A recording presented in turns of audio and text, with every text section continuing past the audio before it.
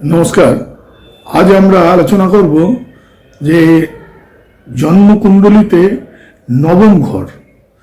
এখন জ্যোতিষ শাস্ত্রে নবম ঘর হলো খুব গুরুত্বপূর্ণ একটা ঘর।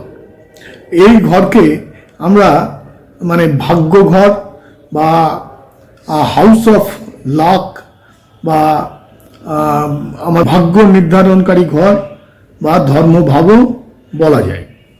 অনেক সময় কোনো একজনকে দেখে বলা হয় যে এই লোকটার ভাগ্য খুব ভালো, এই যে কাজেই হাত দেয় খুব সুন্দরভাবেই সেই কাজ সমাপ্ত করতে পারে।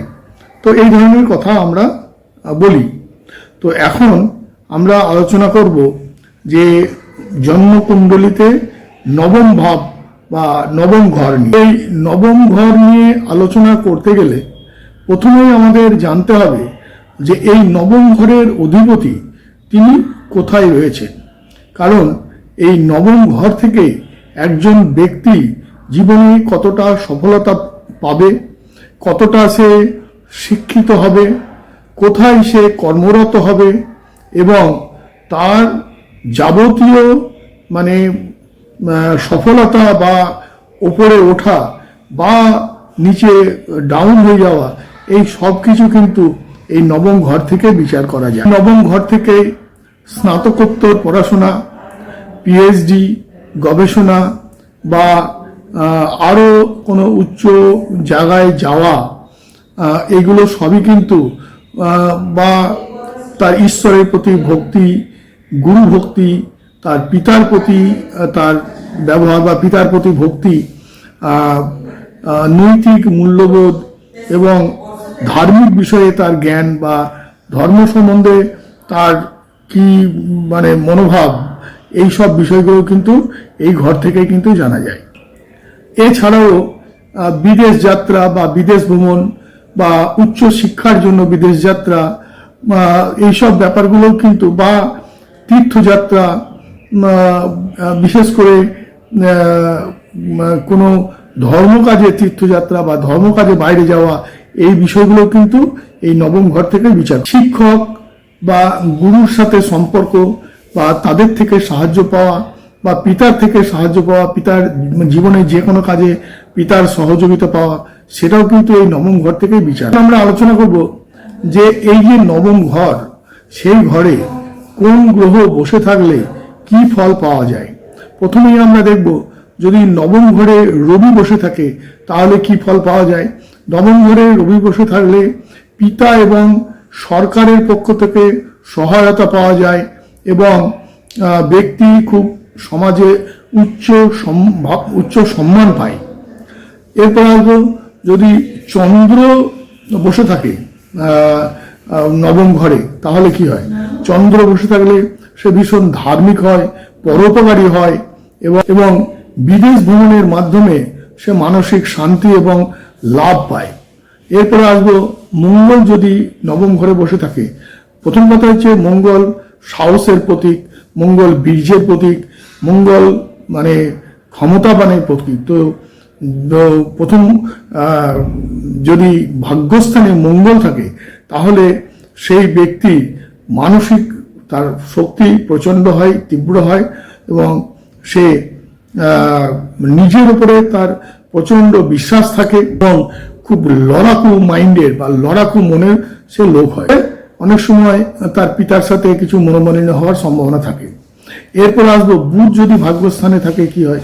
বুধ ভাগ্যস্থানে থাকলে সে উচ্চ শিক্ষিত হয়, তার লেখালেখিতে পারদর্শী হয়, শিল্পকলায় পারদর্শী হয় এবং সে শিক্ষক, টিচার, প্রফেসর বা জ্যোতিষ, এইসব লাইনে তার খুব ভালো জ্ঞান থাকে।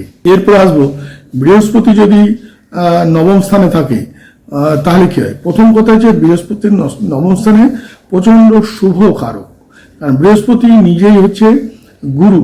তো বৃহস্পতি সেই ঘরে থাকার অর্থ যে তার মান সম্মান এবং সে ব্যক্তিকে অগাধ জ্ঞানের অধিকারী করে এবং সমাজে সে একটা বিশেষ স্থান গ্রহণ করে এবং সে আজীবন সে কিন্তু সৌভাগ্যের অধিকারী হয়। এরপর আমরা আসবো শুক্র যদি নবম স্থানে থাকে তাহলে কি হয়। শুক্র যদি নবমে থাকে তাহলে দূর দেশে ভ্রমণের মাধ্যমে তার আনন্দ এবং অর্থ আসে, এটা হচ্ছে প্রথম ব্যাপার। আর একটা জিনিস হচ্ছে শুক্র হচ্ছে ভোগের গ্রহ, তো শুক্রের মাধ্যমে যাবতীয় মানে জাগতিক সুখ সেইগুলো কিন্তু, এবং তার মাধ্যমে তার ভাগ্যের উন্নতি, এই জিনিসগুলো কিন্তু তার ঘটতে থাকে। আধ্যাত্মিক জীবনে উন্নতি, উচ্চ শিক্ষা, মানে যেসব ব্যাপারগুলো মানুষকে গ্ল্যামার দেয় সেই সব ব্যাপারগুলো কিন্তু এই যদি ভাগ্যস্থানে শুক্র থাকে তাহলে কিন্তু তার হয়। তারপর আসবো শনি। শনি যদি ভাগ্যস্থানে থাকে, যেমন শনি হচ্ছে খুব ধীর গতির গ্রহ, তো শনি যদি ভাগ্যস্থানে থাকে তাহলে সেই ব্যক্তির ভাগ্যের উন্নতি যথেষ্ট দেরিতে, মানে বয়সে, অর্থাৎ দেখা যাচ্ছে প্রায় 36-40 যখন বয়স হচ্ছে তারপর থেকে ধীরে ধীরে তার কিন্তু ভাগ্যের উন্নতি হয়। তবে সে জীবনে ভীষণ সুশৃঙ্খল এবং ডিসিপ্লিন মাইন্ডেড হয়।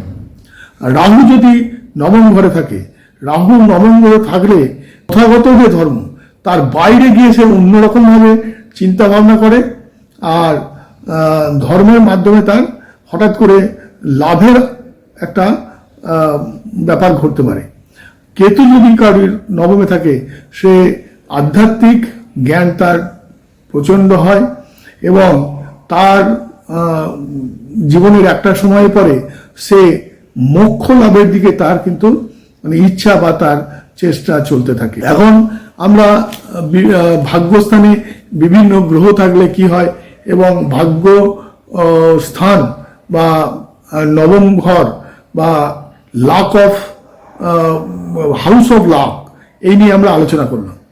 এখন এখানে একটা জিনিস সবাইকে বলা দরকার, যেটা হলো দেখুন সব কিছুই কিন্তু এইভাবে আলোচনা করলে সব ফল সবসময় ঠিকমতো হয় না। তার কারণ প্রথম কথা হচ্ছে নবমপতি কোন ঘরে রয়েছে, নবমপতি কত ডিগ্রিতে রয়েছে, সে কোন পাওয়ারে রয়েছে, সে কি এক্সল্টেড না সে মানে নিচস্থ অবস্থায় আছে, তার উপরে কোন কোন গ্রহের দৃষ্টি রয়েছে, এবং বর্তমান কি দশা অন্তর্দশা রয়েছে, এইসব বিষয়গুলোর বিচার করেই কিন্তু তার নবম ঘরের ওপরে সঠিক ফলাফল বলা যেতে পারে। তো আবার বলবো, যারা আমার অনুষ্ঠান দেখছেন এবং নিয়মিত যারা আমার অনুষ্ঠান শুনতে চান তারা অবশ্যই আমাকে সাবস্ক্রাইব করবেন, লাইক করবেন এবং কমেন্টে জানাবেন। সবাই খুব ভালো থাকবেন।